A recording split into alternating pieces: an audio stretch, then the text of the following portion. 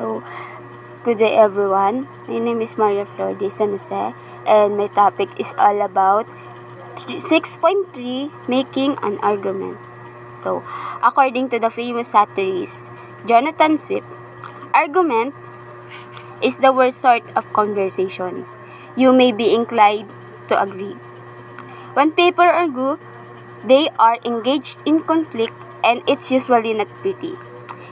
It sometimes appears that way because people resort to facial-loose arguments or false statements, or they simply do not treat each other with respect.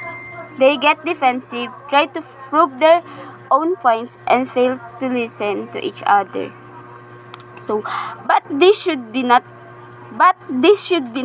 be when happens in written argument. Instead, when you make an argument in your writing, you will want to present your position with logical points, supporting each point with appropriate sources.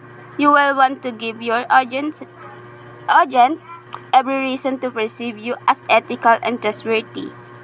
Your audience will expect you to treat them with respect and to present your argument in the way that does not make them defensive.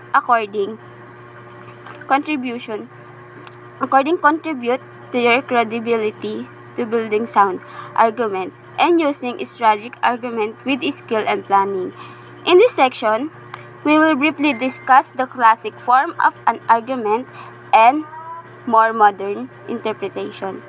And finally, 7 basic arguments you may choose to use. Imagine that these are tools in your toolbox and that you want to know how each is effectively used. You know that the people who try to persuade you, from telemarketers to politicians, usually have these tools at hand. So, Table 6.7 is classical rhetorical strategy. First, exordium. Exordium prepares the audience to consider your arguments. Next, narration. Narration provides the audience with the necessary background and context for your argument. 3. Proposition. Proposition introduces your claim being argued in the document. 4. Confirmation. Confirmation offer the audience evidence to support your argument. 5. Reputation. Reputation introduced to the audience and this discount or refutes to their counter arguments or objection. 6. Peroration. Peroration conclusion of your argument. So the classical rhetorical strategy is the standard pattern in rhetoric, and you will probably this is in both speech and English courses. The pattern is useful to guide you in preparing your documents and can serve as a valuable checklist to ensure you are prepared. While these formal patterns have distinct advantage, you may not see its use exactly as indicated here on the daily basis. What may more familiar to your is Stephen Termin's rhetorical strategy, which is focused on 3 main elements. So 3 main elements is claim, data, and warrant. So claim this your statement of belief or true. Example: it is important to use spay and neuter your pet. Data, your supporting reason for the claim.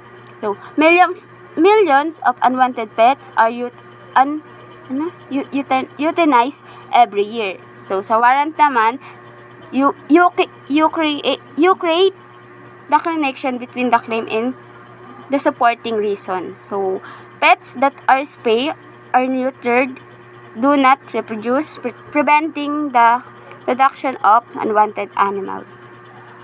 So, effective argument and strategies. Gas cap. Here is the useful way of organizing and remembering 7 keys of argument. So, first, argument by generalization. Next, argument by analogy. Third, argument by sign. 4. Argument by consequence. 5. Argument by authority. 6. Argument by principle. And lastly is argument by testimony. So, according to Ferguson, Kalman's rhetorical strategy is useful in that it makes the claim explicit clearly and illustrate the relationship between the claim and the data and allows the readers to follow the writer's reasoning. You may have a good idea or point, but your audience will want to know how you arrive at the claim or point view.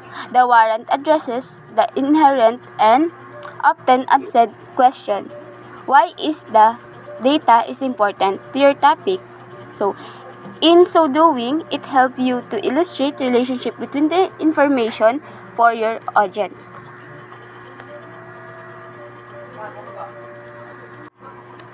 Then, based naman kay Richard Ferguson notes that a single strategy is sufficient to make an argument some of the time, but it is sufficient to make an argument often better to combine several strategies to make an effective argument. So, he organized the argumentative strategies in this way to compare the differences, highlight the similarities, and allow for their discussion. This model, often called its acronym GASCAP, it is useful strategy to summarize 6 key adapted it, adding one argument that is often used in today's speeches and presentation, the argument by testimony. So, supportive examples are clearly representative, static, or accurate. Testimony is authoritative, and information is reliable. Second is relevant. Examples clearly related to the claim or topic, and you are not comparing apples to oranges. 3. Effective examples are clearly the best available to support the claim. Quality is referred to quantity.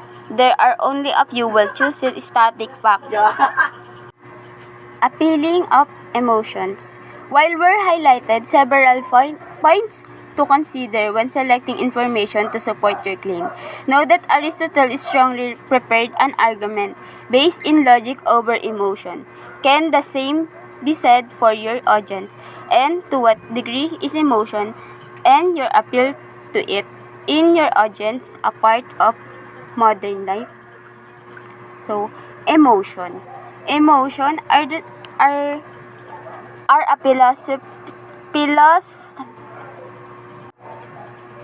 philosophically, or emotions are psychological and physical reactions such as fear or anger to stimuli that we experience as feelings.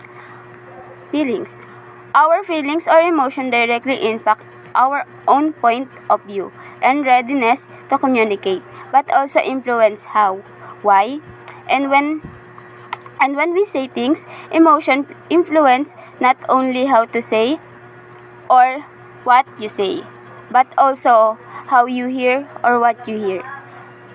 At times, emotion can be challenging to control.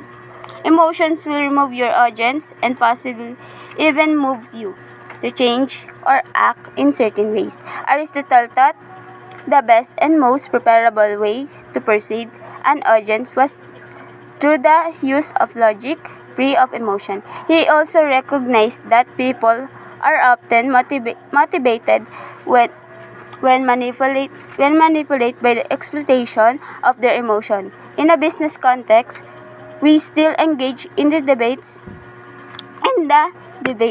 demanding to know the facts separate from personal opinion or agenda, but see the use of emotion to appeal to sell the product.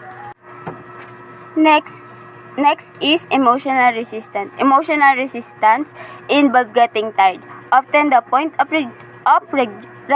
rejection of hearing messages that attempts to elicit an emotional response. Emotional appeals can wear out the audience's capacity to receive the message. Recognizing facialis.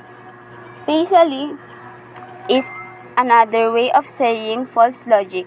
Facialis or rhetorical tricks deceive your audience with their style, drama, or pattern, but add little to your documents in terms of substance. They are best avoided because they can actually detract from your effectiveness. There are several techniques or tricks that allows the writer to rely on style without offering substantive arguments to obscure the central message or twist the fact to their own gain. So, ethical consideration in persuasion. In this book, Ethics in Human Communication, Richard Johannes offers 11 points to consider when communicating. Although they are related to public speaking, they are also useful in business writing. You may note that many of his cautions are clearly related to the facialities were discussed. His main point reiterate many of the points across this chapter and should be kept in mind as you prepare and present your persuasive message. So, do not use false, fabricated, misrepresented, distorted, or irrelevant evidence to support arguments or claims. Do not intentionally use unsupported, misleading, or illogical reasoning. Do not represent yourself as informed to an expert on a subject when you are not. Do not use irrelevant appeals to divert attention from the issue at hand. Do not ask your audience to link your idea or proposal to emotion-laden values, motives, or goals to which is actually not related. Do not deceive your audience to counseling your real purpose. Your self-interest, the group you represent, or your position as an advocate of a point of view. Do not distort, hide, or misrepresent the number, scope, intensity, or undesirable features of consequences or effects. Do not use emotional appeals that lack a supporting basis of evidence or reasoning. Do not oversimplify complex, readable-laden situation into simplistic, two-valued, either or polar views or choices. Do not pretend certainty where tentativeness and degree of probability would be more accurate. Do not advocate something that you yourself do not believe in. So, Aristotle said, the mark of a good person, well-spoken, was a clear command of the faculty of observing in any given case the available means of persuasion. He discussed the idea of preserving the various points of view related to a topic and their thoughtful consideration. While it's important to be able to perceive the complexity of a case, you are not asked to be a lawyer and defend a client.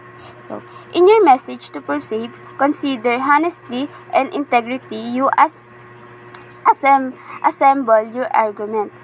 Your audience will appreciate your thoughtful consideration of more than one view, and your understanding of the complexity of the issue, thus building your echoes or credibility.